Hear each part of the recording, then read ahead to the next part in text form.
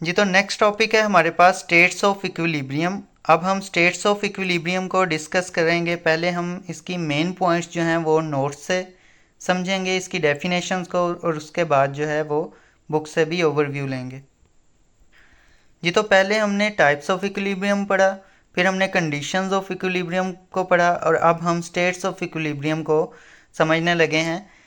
An object is in equilibrium when its center of mass lies directly above the point of support and force acting on the both sides are balanced।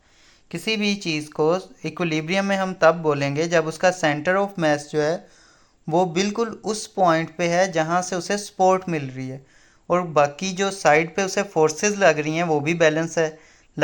अगर मैं यहाँ पे एक wall के साथ hanging image की ही example लूँ, तो लेट से वो एक ही स्ट्रिंग के साथ जो है वो इस तरह से एक कील के साथ लटकाई गई है, और उसका सेंटर ऑफ मास जो है वो बिल्कुल इस कील के नीचे है, यहाँ पे सेंटर में, ठीक है।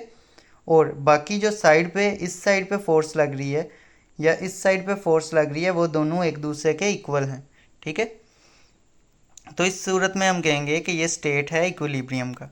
देर are three types of equilibrium. अब तीन टाइप्स के इक्विलिब्रियम होते हैं। एक है स्टेबल इक्विलिब्रियम। स्टेबल इक्विलिब्रियम कब होता है, इसको अब हम समझते हैं।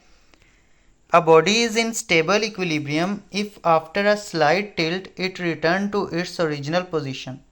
अब कुछ चीज़ें हैं, अगर उनको हम थोड़ा सा हिलाएं और वो वापस अपनी पोजीशन पे वापस आ जाएं तो हम क्या बोलेंगे कि ये एक स्टेबल इक्विलिब्रियम में है। लेट्स से हमारे पास एक कोई इस शेप में जो है वो चीज़ है, तो हम इसको अगर डिस्टर्ब भी करेंगे तो ये थोड़ा सा इधर को मूव होके थोड़ा सा वापस इधर को मूव होगी और वापस अपनी ओरिजिनल पोजीशन पे आ जाएगी। तो इसको हम कहेंगे ये स्टेबल इक्विलिब्रियम पे है। और स्टेबल इक्विलिब्रियम के जो की करेक्टर्स होते हैं वो centre of mass is raised within when tilted. जब हम इसको टिल्ट करेंगे तो इसका सेंटर ऑफ मास यहाँ से थोड़ा ऊंचा हो जाएगा, और या इस साइड को टिल्ट करेंगे तो ये वाला मैस इधर तक आ जाएगा, यानी ऊंचा हो जाएगा, ये कोने पे मूव करने की वजह से तो रेज हो जाएगा। A restoring torque is produce due to unlike parallel forces. और इस सूरत में एक रीस्टोरिंग जो है वो टॉर्क प्रोड्यूस होगा due to unlike parallel forces की वजह से। The object return to its original state. और ऑब्जेक्ट जो है वो वापस अपनी ओरिजिनल स्टेट पे आ जाएगा। इसकी एग्जांपल क्या है, एक cone resting on its base if tilted slight it return to upright. मैं एग्जांपल बुक से दिखा देता हूँ आपको। जी तो यहाँ पे आप देख सकते हैं कि ये एक स्टेबल इक्विलिब्रियम में जब इसको टिल्ट किया गया है तो इसका जो सेंटर ऑफ मास है वो देखें राइज हो गया है, ठीक है। ये अच्छा खासा ऊपर हुआ है, ठीक है। और दो फोर्सेस हैं जो कि एक इधर को और एक ये नीचे को वेट वाली फोर्स, ये दोनों फोर्सेस जो हैं ये इसको काउंटरैक्ट कर रहे हैं उसकी मूवमेंट को, और वापस उसे स्टेबल कर दिया है। तो नंबर 2 पे अब हमारे पास आता है अनस्टेबल इक्विलिब्रियम। इसको डिस्कस करते हैं। अब body is in unstable equilibrium if after a slight tilt it continue to fall away from its original position. अब अगर तो कोई बॉडी जो है अगर उसे हम स्लाइट टिल्ट करें उसके अंदर, तो वो वापस अपनी ओरिजिनल पोजीशन में आने की बजाय जिस साइड को हमने फोर्स लगाई है उस साइड को फॉल कर जाए, तो हम कहेंगे कि ये बॉडी अनस्टेबल इक्विलिब्रियम में है। की करेक्टर्स अगर हम देखें तो centre of mass is lower during tilting. जब हमने टिल्ट किया है तो जैसे स्टेबल में राइज हुआ था सेंटर ऑफ मास, इसमें लोअर होगा। Torque move the object further away from original position. Torque जो है वो उसको अवे कर देगा अपनी ओरिजिनल पोजीशन से, और it can not return to earlier state on its own. और ख़ुद ब खुद जो है वो वापस अपनी ओरिजिनल प्लेस पे वो नहीं आ सकती। एग्जांपल क्या है, cone balanced on its tip, a small push cause it to fall over. अब मैं इसकी भी एग्जांपल आपको बुक से दिखा देता हूँ।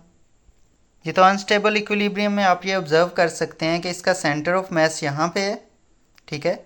तो ये स्टेबल है।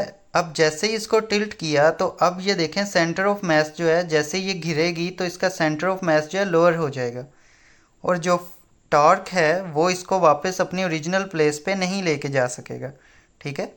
तो ये अनस्टेबल इक्विलिब्रियम कंडीशन की ये हालत है। थर्ड टाइप को आप डिस्कस करते हैं, ये है न्यूट्रल इक्विलिब्रियम। न्यूट्रल इक्विलिब्रियम जो है वो सबसे आसान है समझने में भी। अ body is in neutral equilibrium if after being disturb it stay at its new position without any change in height of cm। तो सेंटर ऑफ मास की हाइट जो है वो चेंज नहीं होती, और इसकी जो न्यू पोजीशन है उसके अंदर भी जो है ये डिस्टर्ब होने के बाद अपनी न्यू पोजीशन में भी उसी सेंटर ऑफ मास की हाइट पे जो है वो स्टेबल रहती है। ठीक है, तो इसका इक्विलिब्रियम जो है वो डिस्टर्ब नहीं हो पाता। इसकी भी एग्जांपल मैं शो करवाता हूँ।